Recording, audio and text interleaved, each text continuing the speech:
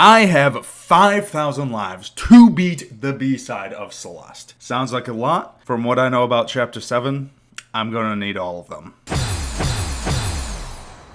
This room, I don't die at all, which then boosts my morale, and that's good, because after this, I get to my first real hurdle. I have to jump to this block, which shoots me over to this wall. Then I have to wall bounce a couple of times to the other side of this little wall. But I eventually get through it. These next two rooms were absolute hell for me. In this room, you have to use the spring to bounce over the hill of spikes to land on this platform, so it can take you under this area and then shimmy your way out of the room. And in this, you need to wall bounce all the way to that diamond. Then come down here. This room reminds me of Chapter 7. Enough said. And this specific corner killed me more times than anything in this chapter combined. I come here thinking that this room would be simple.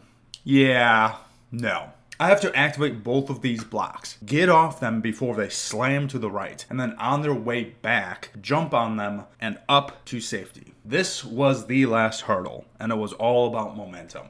It took a few tries, but I eventually got it. Chapter 1 complete. It was now that I realized that I really need to take a break and take breathers during these chapters. I need to study each level and picture what I have to do in my mind before I actually try it. When people say that Chapter 2 was easier than Chapter 1, they didn't account for this level. I mean, yeah, sure, I died less, but this level, dear God. Luckily, this was the last level in Chapter 2, so let's take it back a little bit. I got a few deaths in these levels because it was my first time jumping out of the liquid bubble thingy. Stopped to say hi to Battleline. Good to see you. And I met my first real hurdle here. I have to jump on the spring to get these two keys, dash in the liquid, and then dash here and here. Then get the third key, and then dash to the block before it moves out of range. I could not figure this room out for the longest time. Dashing through the liquid made me instantly die, and I almost looked up a walkthrough of how to beat this level, but then I remembered you recover your dash when you jump out of the liquid. After I figured it out, it only took me a few tries anyways. This one was pretty challenging. And then this room was hell on earth. So it looks extremely simple. You have to go to the rhythm of the song, and then when the walls disappear, you take the diamond and double dash up, so when the walls appear again, you can just wall bounce to the heart. Right?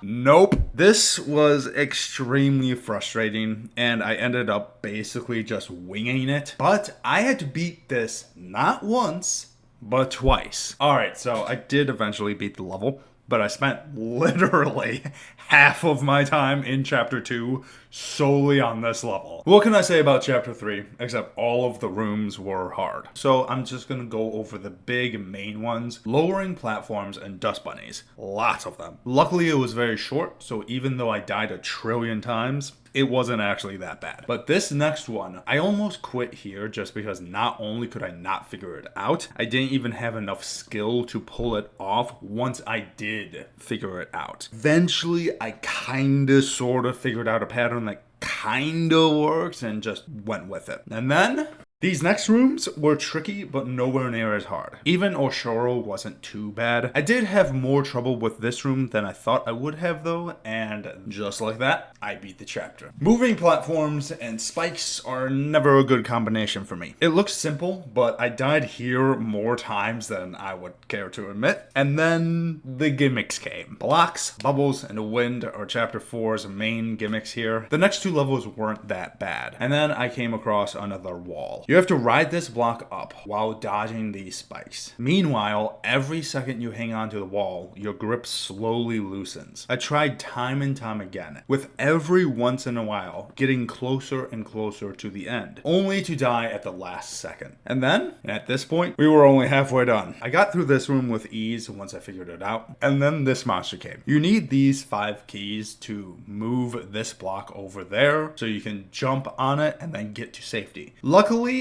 that was the last hard level in Chapter 4, so I just got to the heart and moved on. Chapter 5, just like Chapter 3, was hard all over. Luckily, unlike Chapter 3, 5 is short. First, this level. The 4 keys were oddly placed, and it took me a while to get them. Then, having to dodge the spikes while on a moving platform without your dash was not very fun either. I found the mirror I was looking for soon after that, and it dragged me into what kind of looked like not a very friendly place. The room took me a long time to get, mainly because I didn't know what was coming up, and I kept dying at that corner. Then I arrived at the gauntlet. To be honest, it wasn't that bad. And then finally, we reached this room. Again, honestly, not too bad. It just looks a lot more intimidating than it is. So I beat it and moved on to chapter 6. What threw me for a loop was how hard chapter 6 was. Whether it was flying with a feather or knocking into Steve? Hold on, I'm gonna check that name's right. No! Kevin. This chapter had me praying to whatever god I believed in by the end of it. Exhibit A, we have this level in which you have to jump on these 3 balls to get to the feather, then go through these spikes and then up to safety. Then we have this level where you have to make contact with these balls at certain angles 2 times, then dash diagonally to the 3rd and hit it to go up this wall, then hit this ball, jump over the spikes, and hit the ball again to safety. We have this level. Dear God. Honestly, this level was a huge hurdle for me. You have to take 2 Kevins to the end of the level while getting keys that open the door. This was actually the first time in history I had to take a break from the game. I came back, beat the level in a few tries. After surviving that, we meet Battleline. Just like my playthrough of this video, this fight was intense. Turns out, I didn't need to beat Battleline. I needed to beat this level. Nothing in particular was too hard, to be honest. It was just more so the entire level as a whole that got me. So I took it in little chunks, and then I finally passed it. After that, Battleline wasn't too bad. Hit her here, and I finally beat the chapter. The one thing that stands above all was this room right here. But to properly do it justice, we need to start at the beginning of chapter 7. I ran into trouble here, using the springs to dodge the tight spaces. The most tricky thing was just knowing when to use the dash. The next troubling level was this. You need to jump off these lifts just before they crush you, then grab onto this wall, jump down to the left, and then shoot upwards towards Battleline. After that, I embarrassingly spent way too much time trying to figure this part out. The third section wasn't that bad, aside from this section.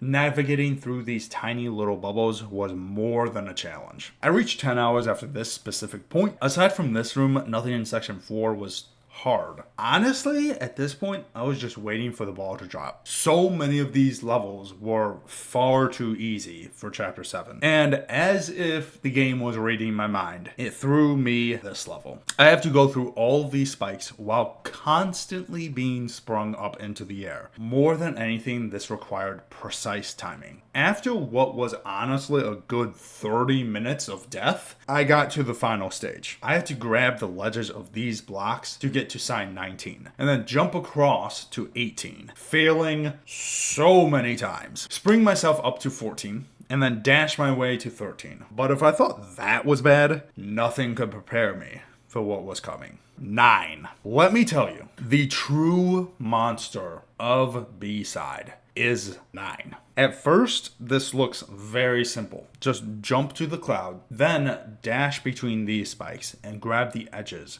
to climb and jump to victory. I nearly finished chapter 1 or 2 in the same amount of time it took me to beat the single level. After that, the rest of the levels weren't nearly as bad. I learned a new gimmick and wall bounce to victory, literally. And then the final stage wasn't that bad either. A little tricky, and it reminded me of the haunting memories of chapter 2. I beat this challenge with nearly 1,000 lives to spare. Until next time, guys, see you later.